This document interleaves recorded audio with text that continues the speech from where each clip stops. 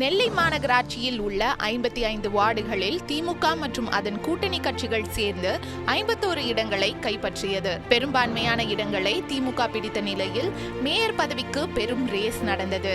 இறுதியில் அன்றைய நெல்லை மத்திய மாவட்ட செயலாளரும் சட்டமன்ற உறுப்பினருமான அப்துல் வஹாப் ஆதரவாளரான சரவணன் என்பவர் மேயராக அறிவிக்கப்பட்டார். தன்னுடைய ஆதரவாளர் மேயராக இருக்க வேண்டும் என்று நினைத்த வஹாஃபுக்கும் மேயருக்கும் மோதல் போக்கு ஆரம்பித்தது. ஒரு கட்டத்தில் வஹாஃபுக்கு எதிராகவே செயல்பட தொடங்கிவிட்டார் மேயர். இருவருக்கும் இடையே பிரச்சனை அதிகரிக்க கடைசியில் வஹாஃபின் மாவட்ட செயலாளர் பதவியும் பறிக்கப்பட்டது. இந்த சூழலில் மேயருக்கும் கவுன்சிலர்களுக்கும் இடையே பிரச்சனை பெரிதாக வெடிக்க ஆரம்பித்தது. மேயர் எங்களை மதிப்பதில்லை, ஆளுங்கட்சி கவுன்சிலர்கள் எந்த கோரிக்கை வைத்தாலும் எதையுமே செய்து கொடுப்பதில்லை, அவருக்கென்று ஒரு கவுன்சிலர்கள் கூட்டத்தை உருவாக்கி கொண்டு தனியாக செயல்படுகிறார் என்று அறிவாலயத்துக்கு புகார் கடிதம் சென்றது. மோதல் அதிகரிக்கவே மாமன்ற கூட்டத்திலேயே மேயரை விமர்சித்து சொந்த கட்சி கவுன்சிலர்களே பேச தொடங்கினர். ஒரு கட்டத்தில் 40 திமுக கவுன்சிலர்கள் மேயரை மாற்ற வேண்டும் என்று KN நேருவை சந்தித்து புகார் கடிதமும் கொடுத்தார்கள்.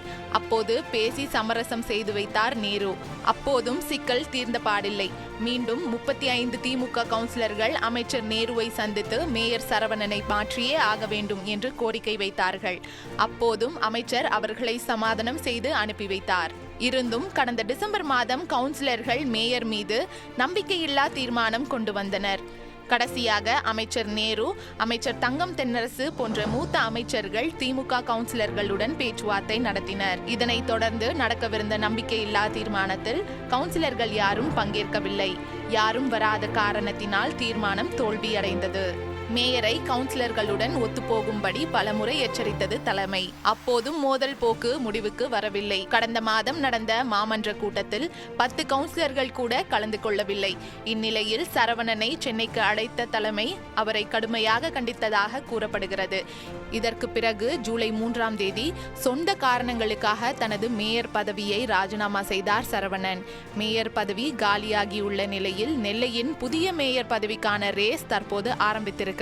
அந்த ரேஸில் 25வது வார்டு மாமன்ற உறுப்பினராக இருக்கும் ராமகிருஷ்ணன் என்ற கிட்டு, 27வது வார்டு மாமன்ற உறுப்பினராக உள்ள S உலகநாதன், 2வது வார்டு உறுப்பினரும் தற்போதைய துணை மேயருமான ராஜுவும் கந்தன், சுப்பிரமணி ஆகியோர் இந்த மேயர் ரேஸில் இருப்பதாக தெரிகிறது. சுப்பிரமணி என்பவரின் சகோதரர் ஜெகநாதன் அதிமுகவை சேர்ந்தவர்.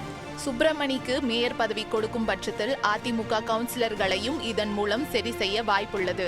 இருப்பினும் துணை மேயரான ராஜு தற்போது பாளையங்கோட்டை MLA அப்துல் வஹாஃபின் செல்ல பிள்ளையாக இருப்பதாகவும் அவருக்கு ஆதரவாக செயல்படுவதால் அவரே கூட இந்த மறைமுக தேர்தலில் வெற்றி பெறுவார் எனவும் பேசப்படுகிறது. நெல்லை மாநகராட்சி மேயருக்கான இந்த தேர்தலில் யார் வெற்றி பெறுவார்கள் என்பதை பொறுத்திருந்து பார்ப்போம்.